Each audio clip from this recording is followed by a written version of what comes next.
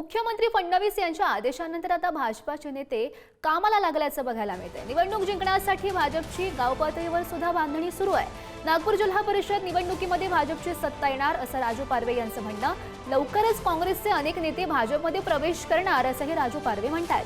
स्थानिक स्वराज्य संस्थांच्या निवडणुकीमध्ये भाजपला नंबर 1 करा अशा सूचना मुख्यमंत्र्यांनी भाजप आमदार आणि पदाधिकाऱ्यांना दिलेल्या होत्या। राजूजी, काय सांगाल? सध्या परिस्थितीनुसार तुम्ही काम करताय, मुख्यमंत्र्यांनी देखील आदेश दिले आहेत, नेमके काय आदेश आहेत आणि त्याचं तुम्ही अंमलबजावणी कशी करता?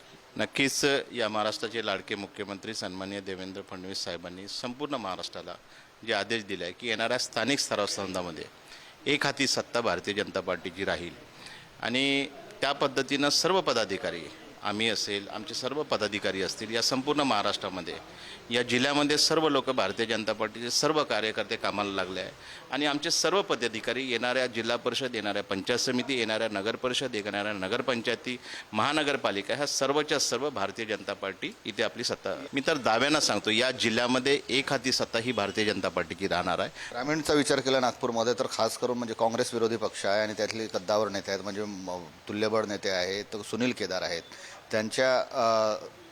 त्यांना कशी काय टक्कर देण्याचं तुमचं एकूणच व्यूहचक्र?